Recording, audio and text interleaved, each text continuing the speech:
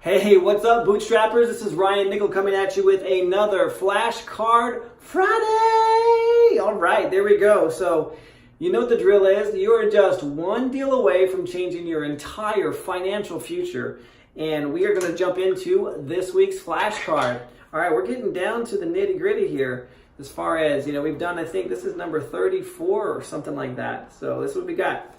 Got a math question. Bam! Looks like the 5 of spades. Okay, so on a flip, this is the cash-on-cash return. So on a flip, cash-on-cash return, or COCR, I don't even know who says, hey man, what's a COCR in that? It's just cash-on-cash, like, hey bro, give me your cash-on-cash. And now I have them identified in here for a flip versus a sub-2, because when we go over sub-2 cash-on-cash returns, you're going to be like, boo, man, dude, I kid you not, dude, the returns are infinite on some of these flips, or on some of these sub-2s that I'll do. But this one is cash-on-cash, for a flip. So I'll go ahead and read this to you right now. So 5 of spades, cash on cash for a flip. So the flip is basically X. So I'm going to give you like a variable in here. So this is what the flip is. So X is the variable, and X equals the purchase price plus the holding cost plus the repairs plus the closing cost plus commission. So that's what X is, those 5 variables. So here we go. This is kind of technical, so just bear with me here. I'm going to show you again and take a screenshot of it as well for you all. On my Instagram, you can see this card. It'll be up there, and you'll see the technicalities of it all. But total net profit is the sales price, the ARV, after repaired value, minus X. So what are you going to sell it for? Minus your X, all of your costs. And again, that X is going to be your purchase price, your holding costs, your commissions, your closing costs, your repairs, all of those things. And then you're going to divide that. So you're going to, what you're selling it for, what it cost you, and you're going to divide that by the total cash invested, which would be your X. So sales price minus your cost invested into it, subtract that by your total cost into it, and then you're going to get that number, and you're going to multiply that by 100 so you can get a percent on it. And that's your cash on cash return. So again, I'm going to show this to you here really slowly.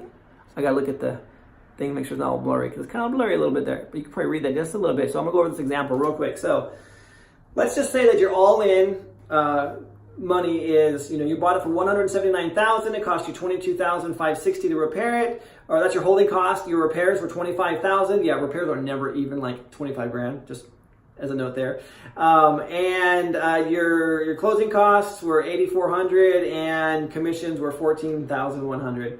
So anyway, all in money was $249,120.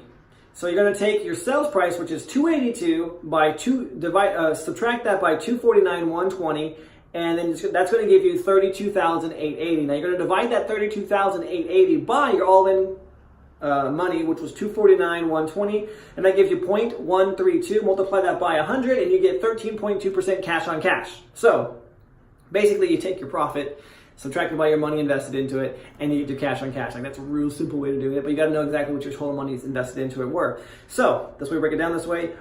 Your goal typically is going to be, you want to be around that 15% cash on cash return. However, I wouldn't blush at a 13.2% cash on cash return. It all depends on how long you're holding this thing. So if you can get in and get out and still make 13% on your money, man, that's a great deal. But this is a cash on cash return, and you have to know this number if you are flipping. If you don't have a clue about what it's going to cost and you're flipping these properties, I'm not talking about cost of repairs and stuff like that. I'm talking about the cost of your money. What is the velocity of money? What is your return going to be? How long is it going to take you to get there? If you can't plug this stuff in and look at this and go, oh, you know what? That's not going to work. Case in point, we were looking at a property and the numbers just didn't work. And we were plugging them in, and we were trying to figure out what we could do. If we went light on the rehab, if we did a full rehab, like what would we do? Like as far as like our purchase price and our acquisition, all money into it, and what we would sell it for.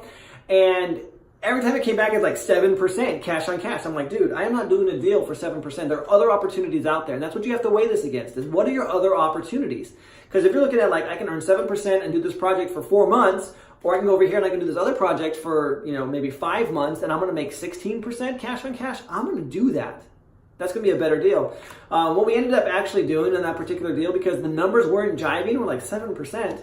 And it was about a $10,000 discrepancy. I just went back to the seller and said, hey, because we were buying his property at his loan amount. And what it came down to is like, look, you need to write us a check for 10 grand if you want us to take this property off your hands. And that's exactly what he did. We structured it so that he was going to, it wasn't going to be a straight 10 grand to us. It was going to be 10 monthly payments of $1,000, and that's how we structured that deal. So you have to get creative, but again, I would have never known that I needed to go back to the gentleman and ask him for a $10,000 discount if I did not know my what? Cash on cash return. That's why this is so important, guys. If you don't have cards like this, if you don't have, some way to go ahead and look at what are some simple math equations that you need to know in order to be successful in this business, I urge you to go ahead and get your deck, guys. Get your deck of flashcards. You can go ahead and click the link right there below. It'll take you over to Bootstrap Arion. I can't even tell you the name of my website. It's for those that are like right here, bootstraprei.com/flashcards. That's how you get to it, man. Now you know this is authentic. I'm not going to go back and edit this. This is how we roll, man. It's just a one take kind of thing is how we do this. But anyway, guys, I'm serious. Get these cards. They will save you money, because I would have done that deal. I thought that was a deal. I'm like, yeah, man, this is a great deal. We're getting exactly what he owes on it, his mortgage price and all that stuff. But when we tallied everything up, it just didn't work out, because when we calculated cash on cash, it told me that it was a bum deal.